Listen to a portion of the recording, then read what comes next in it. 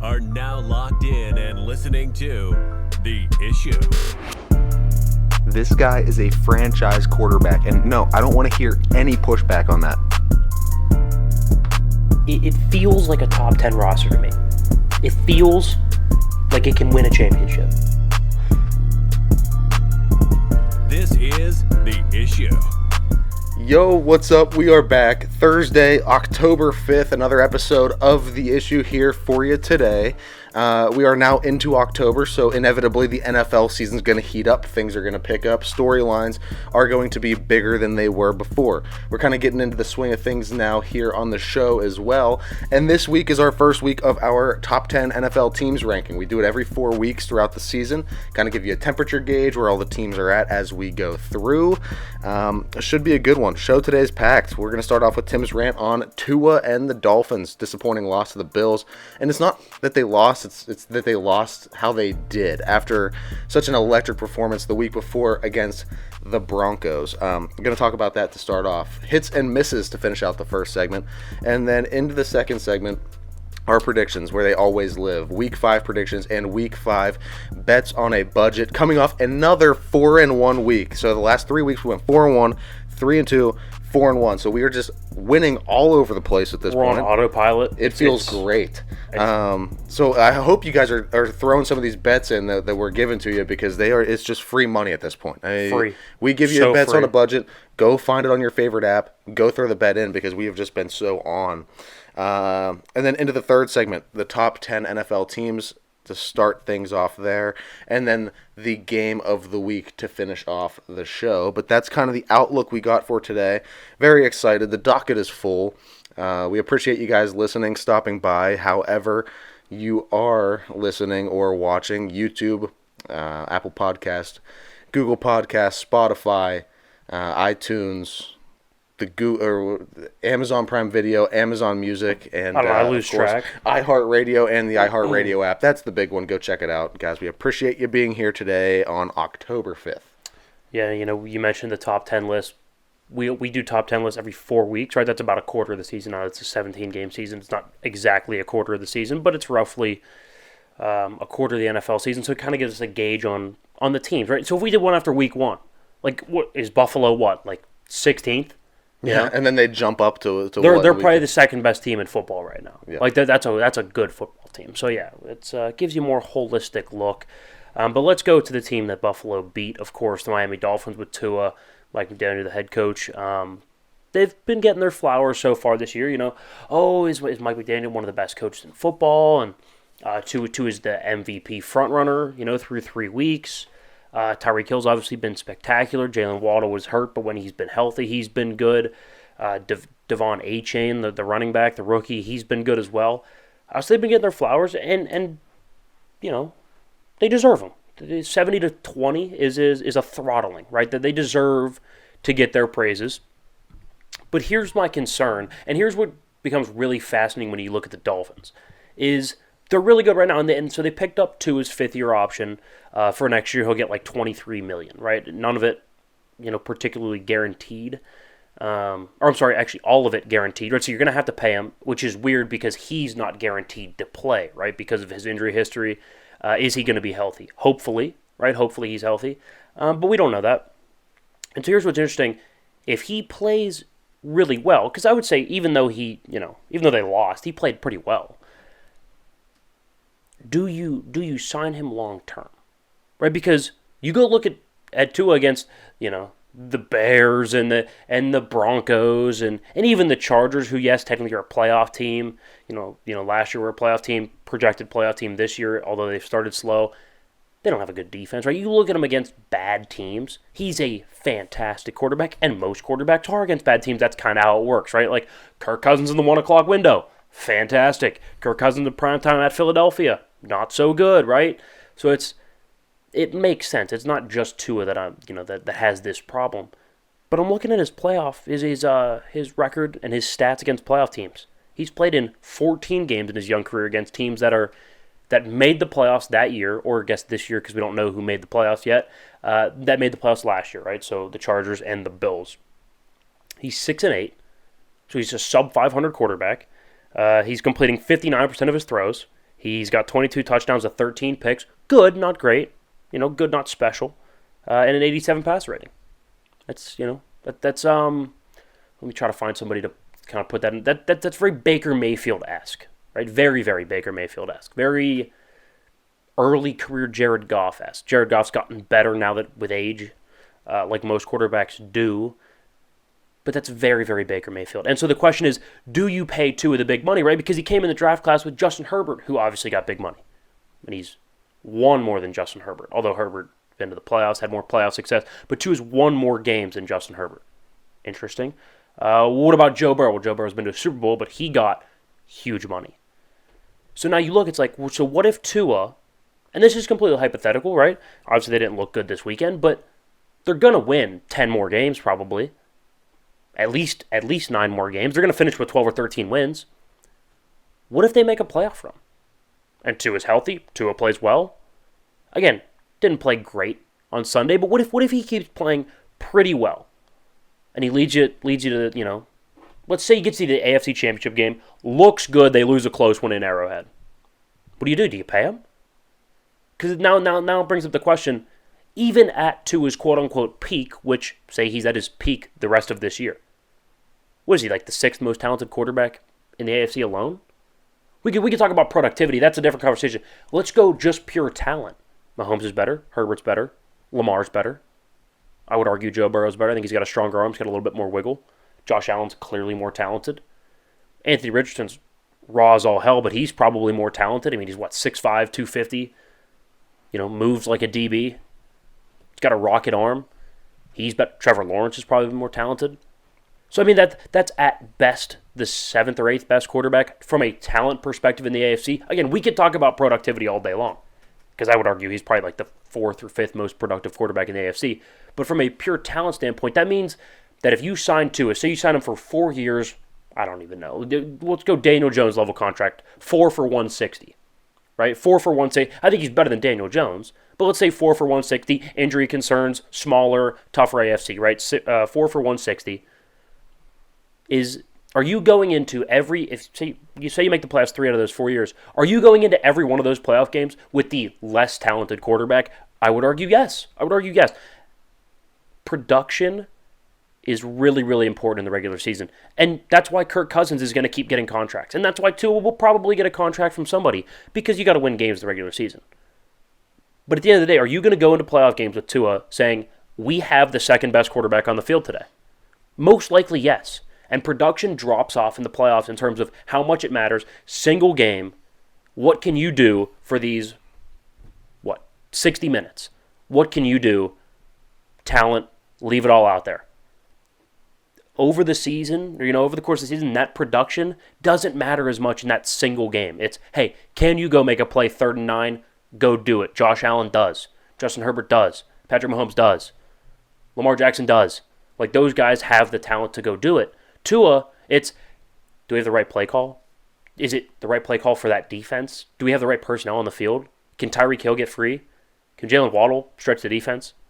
It's all, doesn't matter. Doesn't matter with Justin Herbert. It's, hey, 32nd best offensive line. Go win 9 games. And he did. So it's like, he's got the talent to go do it. Mahomes has the talent to go do it. Tua does not. And so I think it's interesting because I like Tua. He's super productive. He's going to win you a ton of games. With that system, Tua's perfect for that system. The question is, when you sign him, do you have somebody that can compete in the AFC? It's a great question. I don't know. I don't have the answer. I would lean towards no. But what do you do? It's hard to sit there and be like, wow, really productive. If he's healthy, he's going to win at least 10 or 11 games a year. It's hard to let that walk. I'm not saying this is a black and white answer. I just think it's very, very interesting because if he plays well, it's going to be really hard to not sign him. But if you do sign him, are you going to be stuck in this Kirk Cousins quarterback purgatory level that we've seen so many teams get into? Yeah, and not to mention that if you do sign him, the supporting cast that's around him is going to start dwindling away. You can't afford to pay everybody, and I think, like you were saying, the supporting cast and all the other players on that team directly contribute to Tua's success. Oh, he needs those speedsters. Oh, 100% right? He does. needs a good run game. So if you take that stuff away and he doesn't have all of those toys to play with, I think things get a little bleak in Miami. he seems like he's definitely more of a trailer than a truck. He's not the guy that's going to pull you anywhere and be able to overcome bad circumstances like that. He's going to need those players in his bag for sure. So the question of him being signed is interesting. It's almost like if he keeps playing. Like, I'm not saying you're rooting for him to not play well, but if he plays well and then goes into the 5th-year option next year and also plays well, it makes it tough because what do you do? Because you know how hard it is to find even a decent quarterback in this league. And find somebody that's going to win. Certainly decent. He's a top 10 quarterback right now. It's hard to explain to a fan base and to an ownership group hey, we know we've been winning and have had some success with this guy recently, but we feel he's not going to win us a Super Bowl, therefore we need to move on. It makes sense when it's cut and dry, when you can say it like that, but to sell that to a fan base and say, hey, let's possibly go back to more years of sucking and losing every year because we don't have a good quarterback. And you have to go back into that quarterback carousel where you're just trying to find the right guy. So let me throw an idea out to you then. Obviously they got Tua for next year. Not this draft, but the draft after. What if you just go do a San Francisco? This is like a carbon copy of San Francisco, except San Francisco is built on more power. This is built on more speed. Very similar system. Mike McDaniel's a similar coach. Tua is very similar to Brock Purdy. Yeah. Or is he more similar to Jimmy Garoppolo, and they go find their Brock Purdy next draft? I mean, restart the quarterback contract, get back to a cheaper quarterback contract, keep the supporting cast, and let Mike McDaniel make that 6th-round rookie really good. Well, it makes sense too, especially if you could trade Tua even at some point during the season. That way, is Tua the same? Is Tua the Jimmy Garoppolo? Is Miami's version of Jimmy Garoppolo, where Jimmy held down the fort, won a lot of games. Hell, he got him to a Super Bowl, and then I think Jimmy was better against big teams. Probably, but then you said, "Hey, Jimmy, thank you for your service. We're going to go with Brock." Well, actually, we're going to go with Trey, and then Trey broke his leg, so it's hey, we're going to go with Brock. But you get the point. I mean, you make a damn good point. I think it could be, and you can draw a lot of parallels and comparisons to those two. Either way, it's going to be interesting how it shakes out there in Miami. All right, guys, it's time to transition into hits and misses here on a Thursday. All right, hit number one. I said when Daniel Jones signed the contract, 4 for 160? I said, what are we doing? What are we doing? And I know he's got a decent left tackle, not a lot of weapons around him. The defense isn't that good. He's somebody much like Tua. But I think Tua's better. We just talked about that. But you need help. He's not a Mahomes. He's not a Herbert. That, yes, nobody can do it fully alone. But he's a guy that needs more help than others. There's no problem. Jared Goff needs protection too. Daniel Jones can't get sacked 11 times on Monday Night Football and expect to win. I'm not saying it's his fault, but I'm saying when you pay somebody that is very average to below average that type of money, when it's very clear that they need help around them, and you can't get it because you're now handicapped with the salary cap, that's just the reality of the situation. Right. We said this would happen. Don't expect guys like that to dig themselves out of holes that it's just too... It's too much. Tough to surmount. Yeah. You know what I mean? He doesn't have the talent. We know he doesn't have the raw natural talent needed to, compete regularly at that level where, hey, everything's going to shit. Let's see, please right the ship. He's never going to be that guy. That's not going to happen. It's not going to. I mean, no. like Herbert again, first year starting, worst offensive line in the league, sets records. Daniel Jones is not that caliber quarterback. No, he isn't. It's not going to happen. Miss number one here. God, I can't even. We had the Steelers winning 11 games. Yeah. And now some optimistic people in the Steelers media might actually still believe that. Myself, I'm going to go ahead and pivot off that. I'm going to go down. I'm going to round that bad boy down to 9. Yeah. I think 9 is attainable because I don't think it's a fully lost cause. I think our defense is good enough to win us at least 5 more games. That puts us at 7. Can we not suck enough on offense in 2 games? That's all we're asking is 2 games. I think it's possible. To be fair, when you're going to the wins and losses, the schedule 11 was a stretch to begin with. We were being optimistic, and this was one of the ones that you chalk up as a win against Houston, right? Rookie quarterback, you almost never get embarrassed by a rookie quarterback with that defense and Tomlin. But that was an embarrassing loss. That was downright embarrassing. Yeah. I know that the Steelers are loyal, and it's helped us stay out of turmoil, right? You don't want to keep firing coaches and end up being like the Browns. Mm-hmm. And I'm not advocating to fire Tomlin. Can we cut the shit with the loyalty for the coordinators? Yeah, Canada's got to go. What are we doing? There's no factual evidence that would tell me that Matt Canada deserved to have his job. Point blank. Period. End of story. No. It's not. It's you're done. You're done. So again, not that anybody really gives a shit, but I'm a strength and conditioning coach.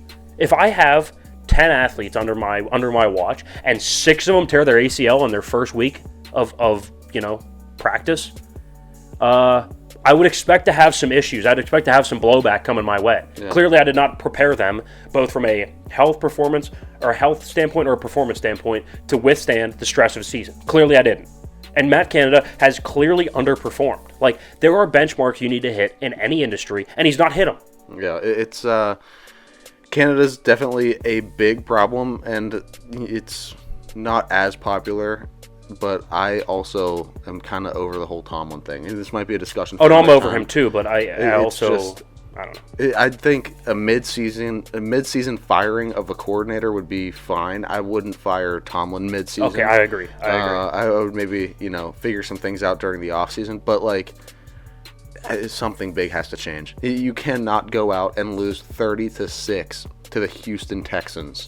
You just can't do it to a rookie quarterback. Now, sure, C.J. Stroud has looked really good. He has. I think he has far and away proved that he is the best quarterback out of that draft class as of right now. But that doesn't mean that you take supposedly one of the best defenses in the league and just look like a peewee defense. I know we're only 2-2. But I would very seriously consider putting a lot of people on the trade block. I would say, Cam Hayward, I know you're hurt and you're aging. Why don't you just sit this season out? Najee Harris, let's package something up. Let's get a fifth for him. If you got a first for Claypool, you can get something even more. Well, basically a first. It was technically a second, but there was no. It was the 32nd overall, but it was technically a second round pick. I get what you mean. I would very seriously consider rebooting this thing and getting within the top 8 to 12 picks, and then packaging something together to move up in the draft and going to get a Drake May. I'm not Drake May. I want Caleb Williams. Drake May, he's a bomb. Yeah, but you're gonna have to put together 4 first-round picks to move up to get Caleb. I mean, Bryce Young got 3 or 2 and DJ Moore. So, All right, hit number 2 here. The bets are rolling. 4-1 this week. How about that, huh? We're 12-8 overall. Love to see it. We started out 1-4, and then we have since gone 4-1, 3-2, and now 4-1 again. And we are absolutely rolling again, 12-8 on the year. If you're not backing us at this point, I don't know what you're doing. I'm sorry, but you're just flat wrong. Yeah. We are technically right now at a sharp level. 56% is sharp level, and we are well above 50% at 12-8. Feels good, man. Feels real good. You got to start throwing some of these bets in the bet slip. That's all I'm going to say. This week's going to be good too.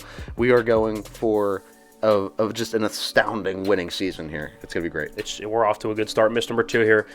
We were never a huge fan of Baker, and I said he's got the talent to be a good quarterback, but he's a little bit too noisy, right? And I think some of his decision making kind of bleeds its way onto the field, right? You see some of the immaturities, and then you kind of see it reflected in some of his decisions on the field. But I got to admit it, he's been really good this season. They're 3-1. Nobody had the Bucs at 3-1. I'll tell you that. And he's been really good. 7 touchdowns, only 2 picks. He's got like 900 yards through 4 games. He's been productive. He's been mature for the most part. I got to admit where we're wrong here. Baker's been good, and we aren't huge Baker fans. Has he finally taken an introspective look and said, hey, look, maybe I'm not that guy. Maybe I'm not the best quarterback in the league, but you know what? I'm just going to put my head down and do what I can, because you've heard no drama. 0, actually, from Tampa. No, it's been almost refreshing, because I think Baker, without the drama, is actually a very likable. I can find myself rooting. His competitive edge. I can find myself rooting for Baker on most Sundays. Yeah. Which is something I never thought I'd do. So it's just like those games where he goes out and he plays chippy, and it's just it's so fun to watch. But then he'll go up to the podium and say some stupid ass shit. Yeah, and you're like, what are you doing, man? You ruined it. You ruined it. Yeah. Right? Yeah. I'm with you. And he's not saying that stuff anymore. Yeah. All right, hit number 3 here. We said the Buccos would come back down to earth, right? This was like a month into the season. We're like, oh my God, everybody's freaking out. They're in first place. And we're like, all right, take a freaking breath here. Come back down to earth, rejoin our galaxy. It's the Pittsburgh Pirates, and it's a really young team. They're going to fold eventually, right? Yeah. They're going to be somewhere. They're going to be competitive. They're going to be somewhere around 10 games below 500. I think we said that exact quote. And what do you know? They finished 76-86, exactly 10 games below 500. Not only was that a hit, that was a pinpoint, 6 months ago hit. That was laser-guided missile of a hit right there. Perfect. It was perfect. Yeah, I mean, we all knew. Everybody that came into the season, too, I remember it being like, oh, God, like April or something, April or May when we were doing the show, and everybody was, oh, the Pirates are going to be really good this year. I was like, I'm not saying anything about the Pirates until I see it, and over the course of a season, we know what's going to happen. We know what's going to happen after the All-Star break. They're going to come out and they're going to lose 17 games, which they did. I would consider that season a success, though. Yeah, I mean, you have some good things. The last 2 months of the season were really good. They were promising. The first two? For the future. The first two and the last two, yeah. So I think the squad that they have now, if most of those pieces can return, right, you get O'Neal Cruz back next year, too. Look, I mean, you look around. So if Andy catching... You have O'Neal Cruz at short. You got Paul Skeens on the bump next year. Paul Skeens on the bump. Brian Hayes is one of the better third basemen, at least defensively, and he was on a torrent pace at the end of the year at third base, hitting the ball. Who's at second for us?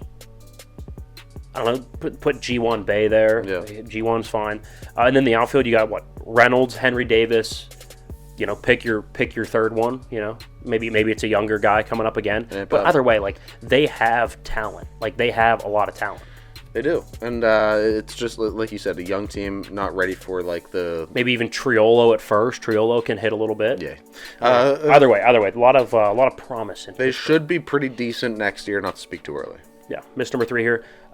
This was when C.J. Stroud was in his last year at Ohio State. Did a little film study on C.J. Stroud. And my one main knock, I said he's got a lot of talent, but my one main knock was that he kind of relied on the great receivers at Ohio State, kind of throwing a lot of things late, not throwing into windows that are tight, not a lot of anticipatory throws, right? Because he didn't really need to at Ohio State. They're just so open. You don't really need to anticipate them getting open. You can just see them open and hit them, right? Yeah. That was my one main knock. I didn't see quite enough throwing guys open, but he's been really, really good so far. Solid. He's been fantastic. He's solid. He's a good quarterback. I didn't expect him to be this good. I expected him to be pretty good. I mean, he productive, good arm, fairly mobile, but he's been a lot better than I thought he was, a lot better from the pocket. No pick so far as a rookie, which is wildly impressive. He's getting him in and out of, the right plays, and he's executing. So you got to give that to him. C.J. Stroud had a good week against Pittsburgh. He looks really good. Yeah. I honestly... It wouldn't surprise me if he has one of the best rookie seasons that we've seen. I don't think he's going to be quite productive enough to set records like a Justin Herbert was, but I think he's going to be pretty close. Well, the thing that surprises me is this is all happening on the Texans, right?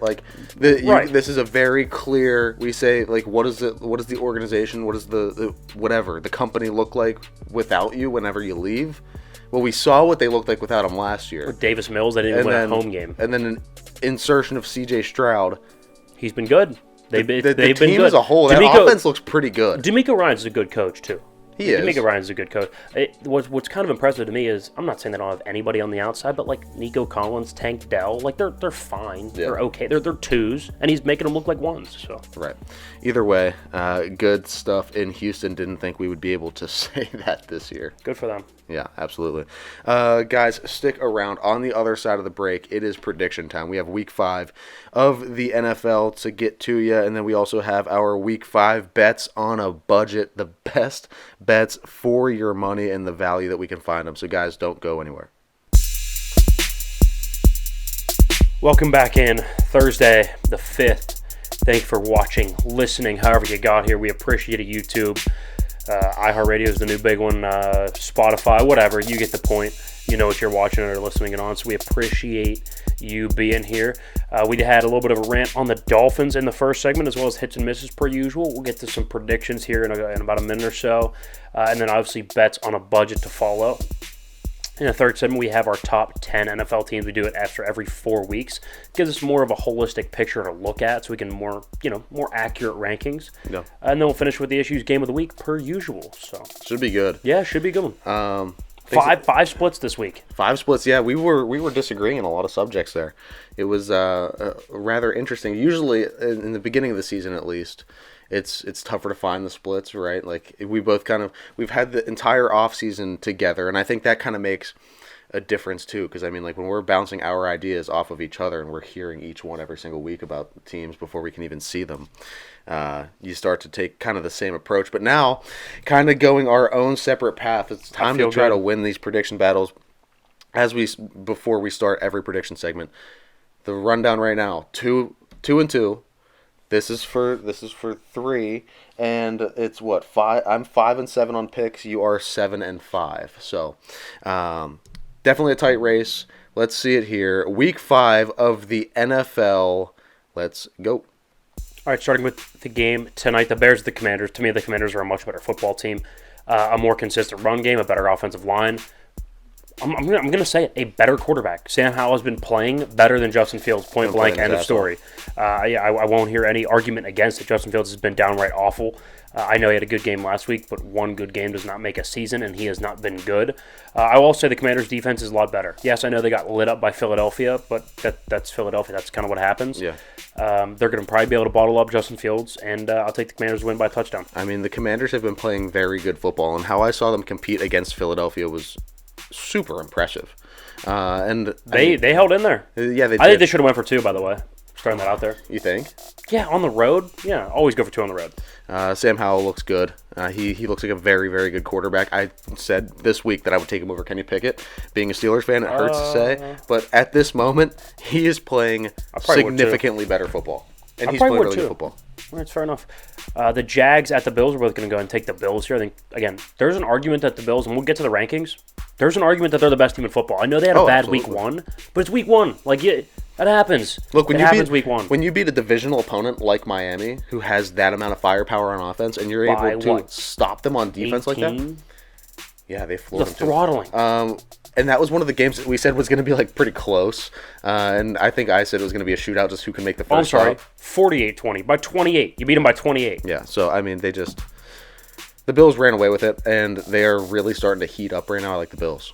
Panthers at the Lions. I think the Lions are a much better team. They're at home. And let's be real here. When the Panthers start Bryce Young, they haven't been good.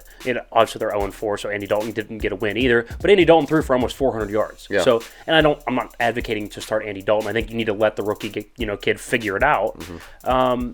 But nonetheless, that doesn't mean they're going to win any games. I mean, there's an argument this is the worst team in football. So I think the Lions are a much better team. They'll win by, that -9 is a good look. Oh yeah, better offense, better defense, better coach, better quarterback.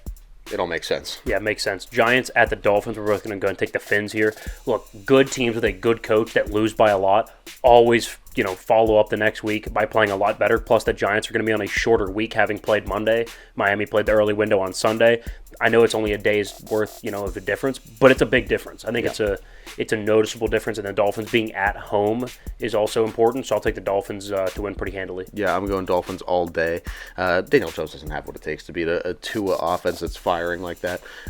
Yes, they've slowed down, but you have McDaniels, who is a mastermind coaching you. So like you said, you're going to bounce back fine. You have the players to do so, and it's against the Giants. So yeah, you'll be all right. I will. First split here, Texans at the Falcons. I'm going to go ahead and take the Falcons. I think they're going to be able to run the football in Houston. We found that the one spot where Houston is a little bit weaker is in the run defense. So I'll take Atlanta to run the football. Bijan Robinson, Tyler Algier, run the football, ball control. Desmond Ridder will make enough throws to win, although I don't think he's a good quarterback. And Atlanta being at home, I think, is something. And let's be real here. That might be the biggest Houston Texans win in 3 years. Yes. So they're going to come down to earth. I think they do come back down to earth. I think it's an emotional letdown. I think the Falcons win. I think the track that Houston is on right now, they have so much momentum going into this game. Like, you just beat the Steelers at home in front of your home crowd. J.J. Watt gets honored before the game. Yes, you are riding a high like you haven't seen in a long time in Houston. And I think C.J. Stroud is going to be able to pick that up and keep it going, especially against the Atlanta team. Now, like, if they were going to go play somebody like an actual football team this week, like a Buffalo for some reason. Like Atlanta. What are you talking about? Yeah. Okay, I can't say it with a straight face. No. That's a valid point. I mean, like you said, when we were going through this, it's pretty much a pick'em game. Yeah. So, we'll take I'm taking Houston all day. All right, first split there. Ravens at the Steelers. I thought about maybe taking the Steelers. I feel like this would be such a Pittsburgh thing to do, is go on the road to lose to Houston and a rookie quarterback, come home, play their heart out with Mitch Trubisky starting, and beat the Ravens. Yeah. It would be such a Pittsburgh thing to do. But I can't do it. I can't predict that. Can't do it. I think the Ravens are a much better team. I think Lamar runs all over them. I'll take the Ravens by a touchdown. Yeah, Ravens for sure. Pittsburgh's defense looked really bad last week. I think it's going to look even worse this week against a Baltimore offense, and our defense and our offense can't get anything going anyway. So I agree. Titans at the Colts. Here's our second split. I'll take the Colts at home. Anthony Richardson has been really good, and he's going to start.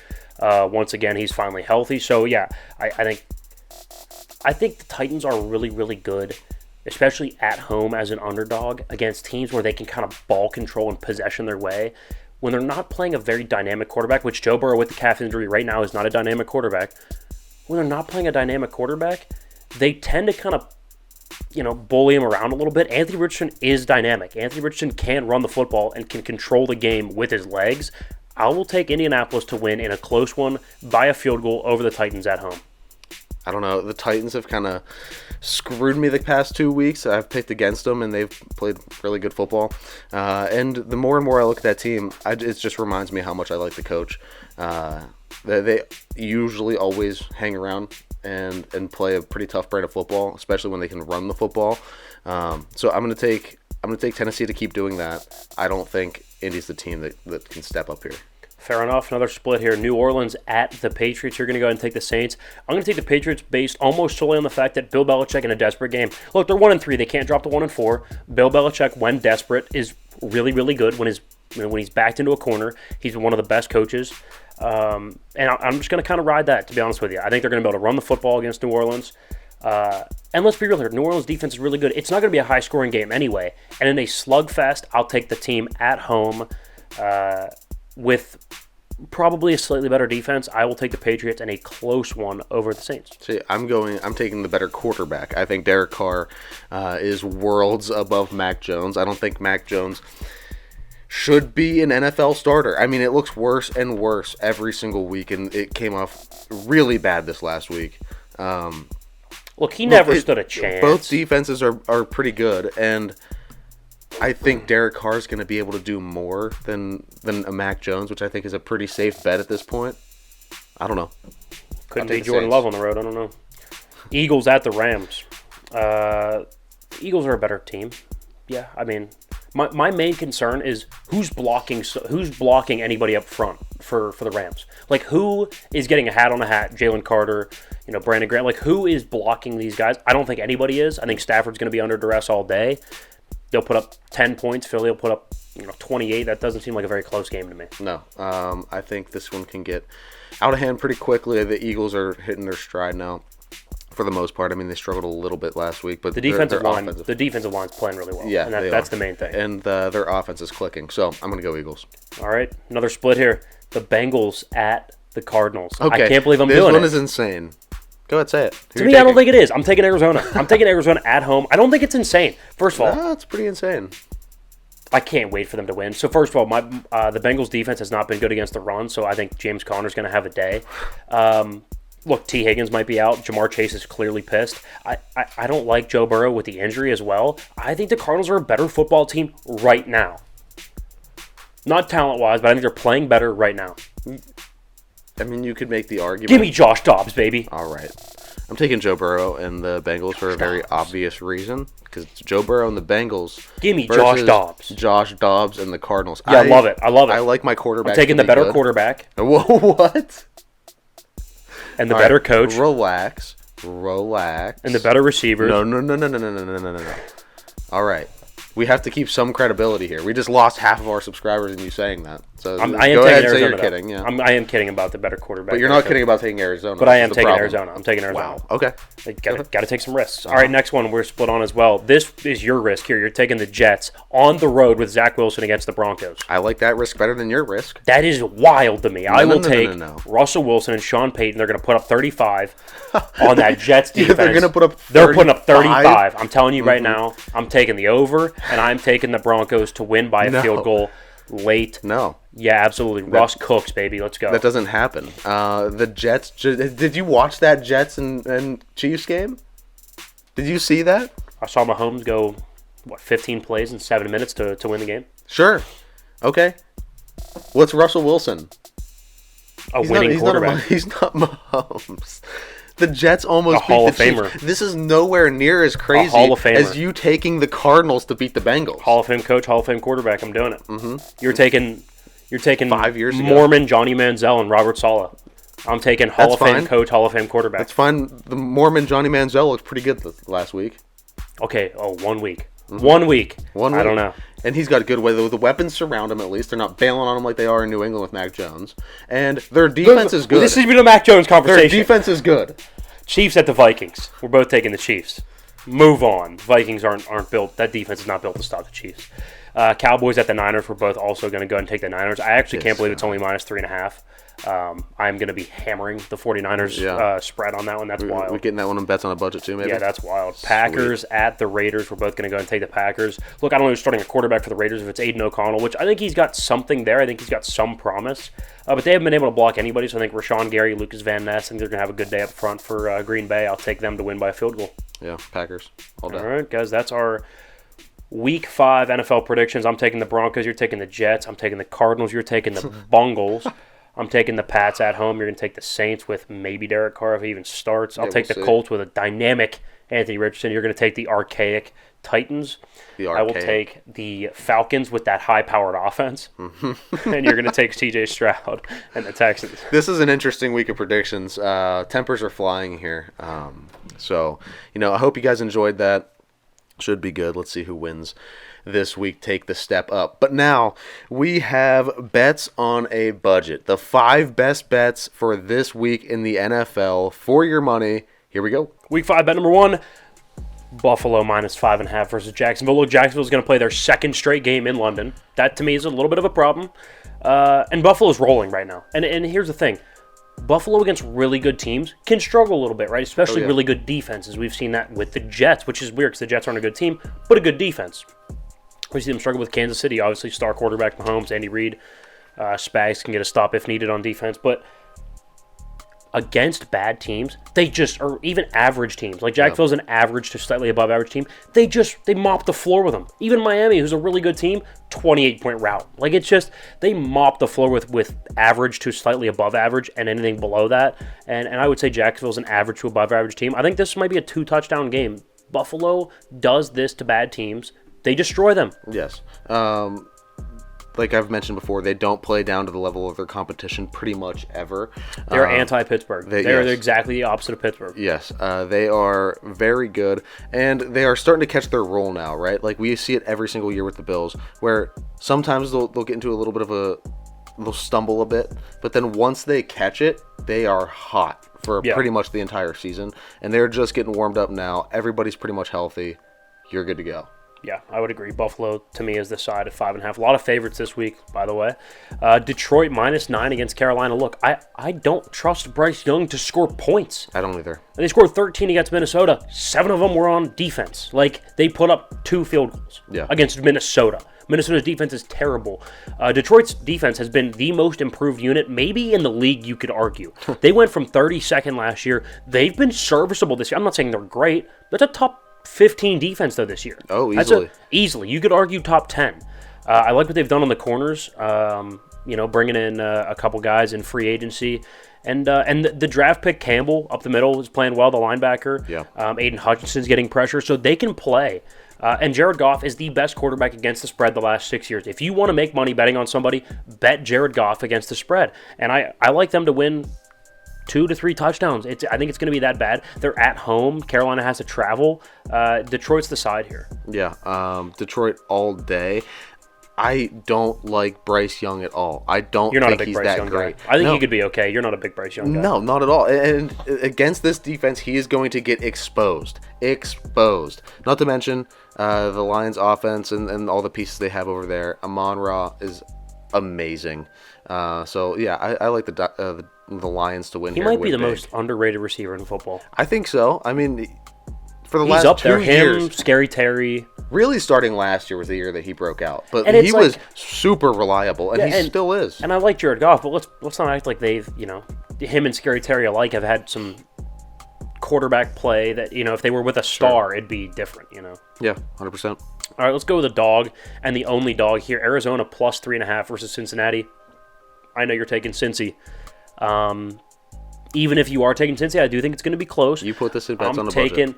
I'm taking Arizona outright here. This is probably the one that you're not going to back. You'll probably back the other 4. I'm taking Arizona plus 3.5. I'm sorry, Cincinnati's not playing good football. I get Arizona at home. Cincinnati has had trouble stopping the run. Arizona can run the football with James Conner. Look, Josh Dobbs can get outside the pocket. I don't trust Cincinnati. T. Higgins might not play. I will take Arizona and the points. It's almost to the point now where I'm rooting for you to be right, because like that would be pretty cool. I mean, We'll see. look, I think it can be closer than some people think. Cincinnati's got off to a very, very slow start this year, but at the end of the day, it's Arizona and Josh Dobbs. I just don't know if I can attach myself to that. I will attach myself Arizona plus All right, plus we're 3.5. writing in Tim's pick on that one. Yeah. Baltimore minus 5.5 at Pittsburgh. We both went back and forth. Do you take Pittsburgh?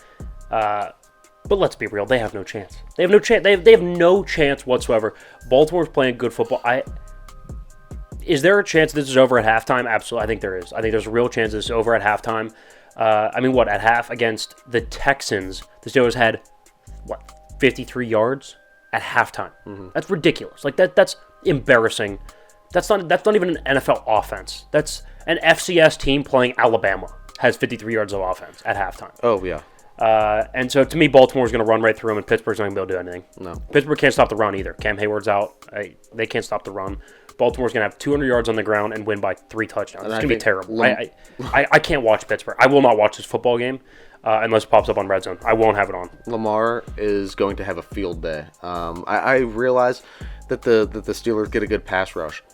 This week in Houston, they made a comment on the broadcast. I don't know if you were watching the broadcast or if you were watching Red Zone, but C.J. Stroud was getting the ball out in I think he was averaging 2.5 seconds. Yeah, it's smart. So when you do that, there is no time for T.J. Watt to get in the backfield. If you can attack Pittsburgh with timing throws, which I think the Ravens are going to do a ton of, that's going to be huge. And then you have the threat of Lamar, who at any time can pull that ball for 10 to 15 yards on any given play. Right, well, the main problem is that Pittsburgh doesn't have the personnel to take away first window throws, right? So the reason that you can get the ball out in 2 seconds is because there's first window reads available, because we don't have the personnel to match up man-to-man and take away those first window throws, right? If you can make them try to hit the second, third, fourth windows, then that's 3, 4, 5 seconds in the pocket. That's when those guys get home. But we don't have the personnel to eliminate the first window throws, so that's when you get burned like you did this past weekend. Yeah. It's bad.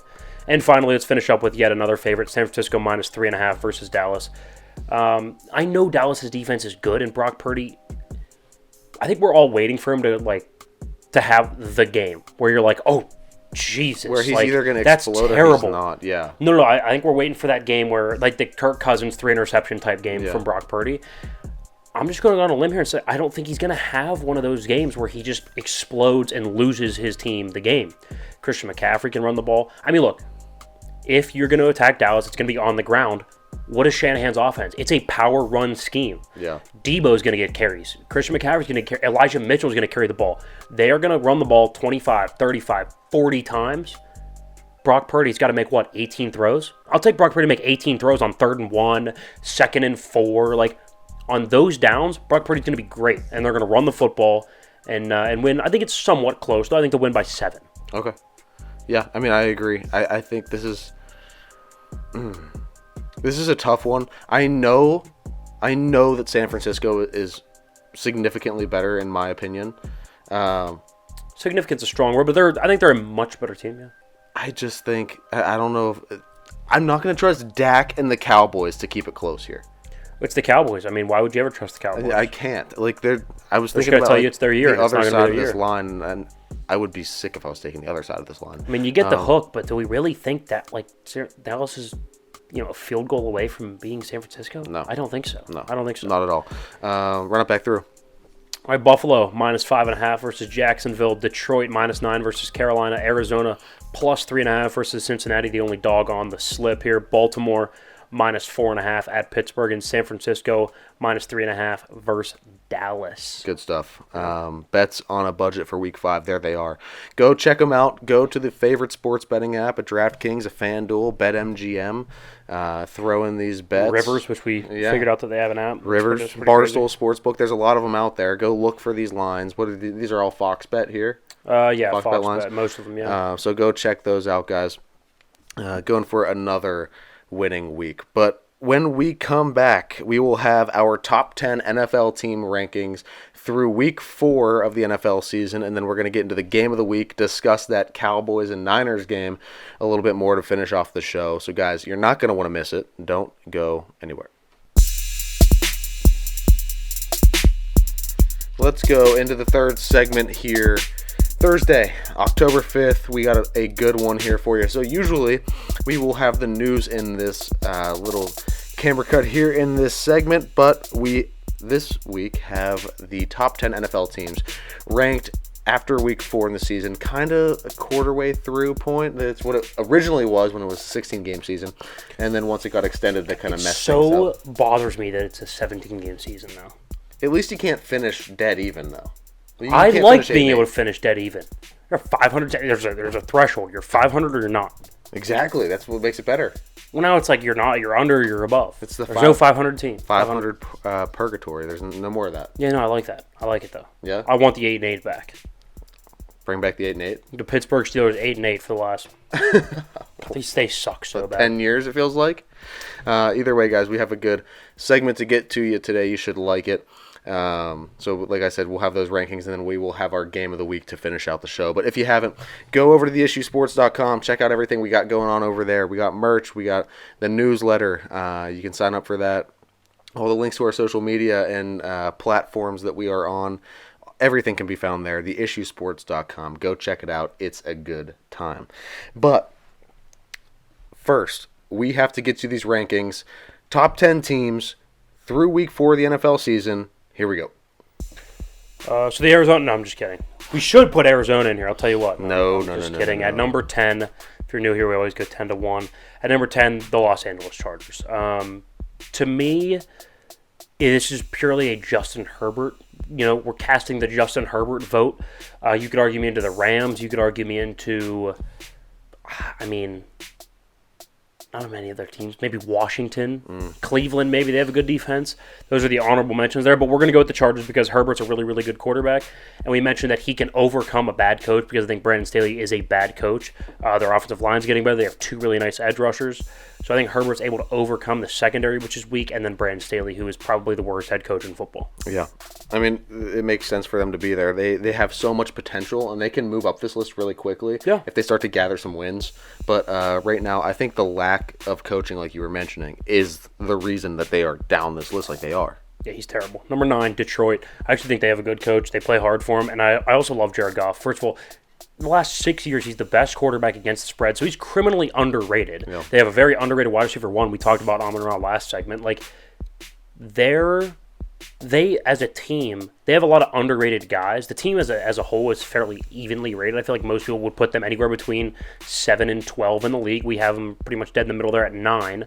The defense is getting a lot better. The draft pick, that Campbell, the middle linebacker, has been a lot better for him in the middle. So Detroit's a good football team. Need to see more of them defensively, and then also you do have the Jared Goff factor. I think he's really good, but he can melt a little bit in big-time games, so that's something to keep in mind. So 9 feels right for Detroit. Yeah, it does. I'm glad to see them finally crack this top 10 list, though, and kind of start to play better. It feels good. Good for the people of Detroit deserve it. We've been on Detroit for a while, too. Yeah. I like Jared Goff a lot. So yeah, he's a big quarterback. I'm a big Jared Goff supporter. He garners them a number 9 spot. Would you put him in the top 10 right now? Jared Goff? Yeah. Right now, this season, just this season. Yes. Yeah, I would too. So far, yeah. Yeah, I would too. No, number 8, Seattle. Look, this is not as much about Geno Smith, although he's been a really nice game manager. He's not losing them games. He's getting them in and out of trouble. He's making a couple throws when needed, although he got banged up last game. Hopefully he comes back. Kenneth Walker and Zach Charbonnet have been the story. The run game is fantastic. Young offensive line that's getting better with cohesion, which is it's a very cohesive unit, so with time they are getting better. Young secondary, right? Tariq Woolen, Devin Witherspoon, Jamal Adams, who came back, then subsequently got hurt on the first possession, so he will probably come back very soon. But Seattle's got young guys on the defense, experienced guys on offense, able to run the football, so it's a good football team. Young, fast. Pete Carroll coaches well with young teams. He just fits with them. That's why he was so good in college. So, yeah, Seattle at 8. A lot of things to like in Seattle. I think they're going to be real good. We're really good receiving core as well. Number 7, Baltimore. Lamar Jackson, very, very good. Inconsistent defensively, but good enough to win games, right? You don't have to be special on defense when you have probably the most dynamic quarterback on the other side of the football. They finally got him some help, right? Rashad Bateman, Zay Flowers looks like a star. Yeah, that's OBJ's been kind get. of quiet, but that's okay. He'll show up when needed, I think. Mark Andrews is a fantastic tight end. They can run the football like they always can. And then you have a good coach. John Harbaugh's a good coach. Not great, but he's good. Good enough to win games. Good enough to win a Super Bowl. And I think this is one of those teams that starts to gain momentum and then really start to roll later in the season if they can stay healthy. If they can stay healthy, this is going to be a top 5 team come end of October. It's one of those teams where you look up, you're like, wow, they didn't play all that well. They're not that flashy, but they just win. They just win. Every time you see them on the schedule, you're like, ooh. You're like, Lamar wins 75% of his games. They just win. It's just what they do. Dallas at number 6. I have serious concerns about their ability to stop the run. I have serious concerns about if they get down, if they get punched in the mouth, can they respond? They got punched in the mouth by Arizona, and they didn't respond. Dak can't play without a lead, and the offensive line is banged up. So that's the reality of their situation. They're going to beat bad teams. Good teams, though, are probably going to boat race them. That's why we took San Francisco minus 3.5. I think good teams are going to kill them, and they're going to kill bad teams. Yeah, I mean, they are so hard to judge. Every time I sit down and I try to look at the Dallas Cowboys, I can't figure out where to put them or what to say. The defense is elite, though. Defense is elite. Oh, the defense, the pass defense in particular. But like you said, the pass rush, the front 7. They really struggle to stop the run. And now Micah Parsons limps off the field. He didn't return. Yeah. So now that's something to look at, too. I think that was more precautionary, I think. So that's what they hope, at least. Yeah. Number 5, Philadelphia. I don't think they've played their best game yet, and they're 4-0. This week, you let up 31 to Sam Howell. That's not a typical, Philly defense level performance. Although their pass defense has been suspect this year. Darius Slay has not been playing well. James Bradbury has not been playing well opposite him. The safeties leave a lot to be desired, and they lost good linebackers. So the underneath stuff is there for the taking. But they do have a very, very good front 4, and you still have a lot of the same firepower on offense, although they're still kind of figuring out their pass game with their new coordinator. Yeah, I was going to say the same thing for defense, too. You have 2 new coordinators, right? Yeah. This is going to take some getting used to, but while they're getting used to it, they just keep winning. That's the mark of a good team. They find ways to win. Yeah, exactly. And once everybody starts to gel, this team is going to be scary. It's going to be another Super Bowl contending team. Probably. Number 4, Miami. I have very, very serious concerns about Tua being able to play against playoff teams. Those are real legitimate concerns. If you missed the rant that I did at the start of this episode, he's 6-8 against playoff teams in his career. He's 22 touchdowns, 13 picks. He's completing 59% of his throws. He's got an 89 pass rating. That's in 14 games against playoff teams throughout his career. So that's just what it is. That's very average. That's very Baker Mayfield pedestrian level numbers. And that's just not going to get it done in the loaded AFC. I'm sorry, it's just not. And the defense isn't good. So yeah, it's really tough to try to attach yourself to a Tua where you just don't know what you're going to get from him when you get into those big games. How you play in those big games is everything. Yeah. So if you're not going to be able to compete, if you can't hold up your end there, you got to figure it out. I'm with you. At number 3, Kansas City. I think if their biggest concern is the pass offense, which I think it's been, the defense has been really good. Mahomes has been kind of shaky. The receivers have mostly been shaky. If that's the biggest concern with Kansas City, I'm feeling really good about myself. Right? 100%. They're going to figure it out, and they pretty much are. Travis Kelce's back and fully healthy. Chris Jones is back and fully healthy. What they've done is they said, hey, we're going to spend money on offense, get the offensive line right, which it is. We're going to just pay Chris Jones. Everybody else is young and cheap on the defense. I get a Hall of Fame head coach. That's a really good team. At the end of the day, ask yourself this. If you're going into a game against Kansas City, do you feel good about it? Not at all. No. Even if you are one of the 2 teams above them, you still don't even feel good about it. And that's the mark of a really good team. Yeah. You never want to see them on the schedule. They always find a way to be extremely aggravating to play against. With Mahomes. You can take everything away and he'll scramble for 20. He picked up a 3rd and 20 by himself. There are just so many things that make this team great and so many avenues that they can win. It's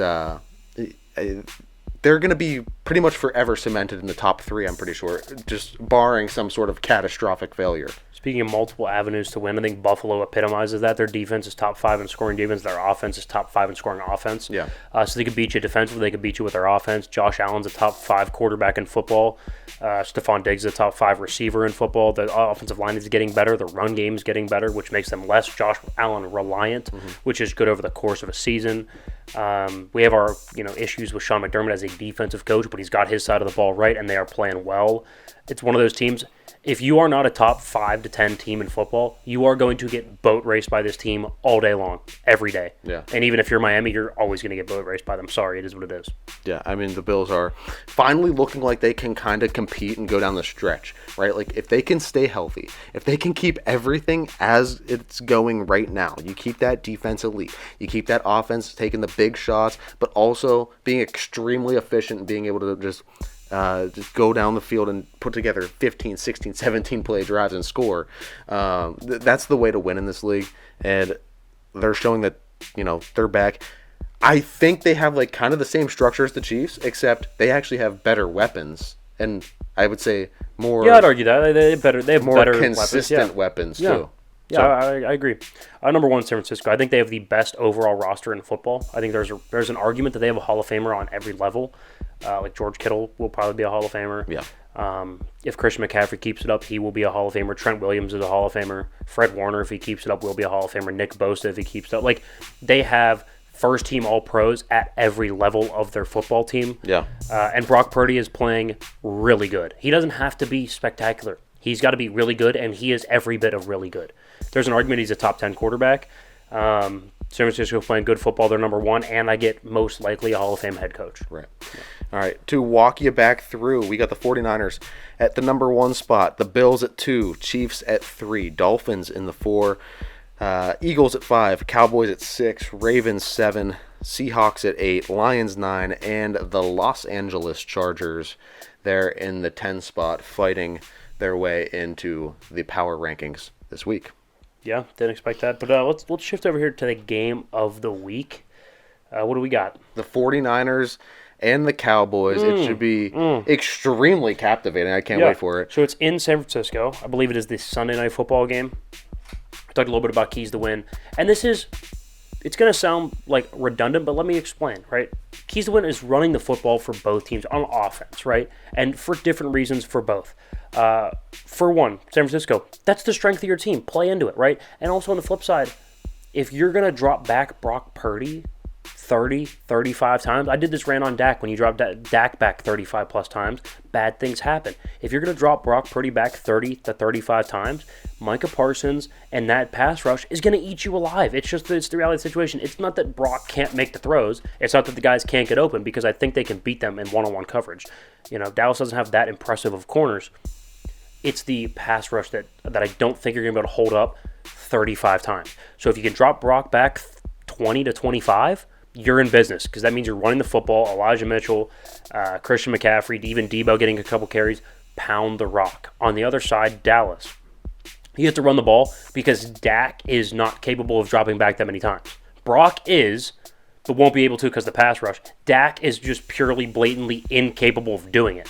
He will make too many mistakes if he drops back 35 times. And to be fair, I don't think they have the talent to win all their matchups on the outside one-on-one given that many attempts. I just don't think they will. They're not going to win enough. It's going to be the old saying, like, you play with fire, you're going to get burnt, right? You play with fire that many times, if you're Dallas, you're going to get burnt with a couple turnovers. So on both sides of the ball, run the ball, but for different reasons. Yeah, I also have it here. So the big thing and the big reason why you have to establish the run if you're Dallas, like you said, you have to keep Dak from dropping back too often, throwing too much. You can't let Dak beat himself. Right. But if you can threaten with the run game, and San Francisco has to start bringing linebackers up to stop the run, that opens up huge opportunities down the field with play action. Yes, right? CeeDee Lamb, Michael Gallup, Brandon Cooks has speed, yeah. Pull those linebackers in and throw over the top. That's how you're going to get your big plays. That's how you're going to get, convert on those big downs. And also, getting the running game is going to help Dak stay ahead of the chains. When he's throwing from behind the chains, when they get sacked on first down, when they get down, 2nd and 12, even like a 3rd and 15, you're way behind the chains. Yeah, you're screwed. He makes stupid throws and he makes stupid mistakes. I can see it happening if they can't get the running game going. For both offenses, these defenses are too good for you to go on 13, 14 play drives. You're going to have to run the football early, like you said, to bring those safeties and bring those linebackers up so you can get a couple freebies. You're going to have to get whatever team gets more easy touchdowns. I know that sounds, like no shit. Yeah. But it's like if you can get a free one, you're gonna that could be the difference in this game with two really good 100%, defenses. yeah. So, who are the guys to look at? So, how do you see this game going? Ooh, so guys to look at. So I see this game going, the Niners are going to establish the run. I do think that's the way to beat Dallas is establish the run. I think they're going to establish the run early. Again, they're going to have a couple chunk plays because they have some of the best yards after catch receivers in football. CeeDee Lamb, although kind of wiry, is one of the better possession receivers in football. Really good hands. Not necessarily the most dynamic after the catch. Good. Not Deebo Samuel, George Kittle level good after the catch. So I think they're going to have more chunk plays. They're going to run the football better. And I do think their defense as a whole is better. I don't think there's as many holes in terms of the secondary and then run defense.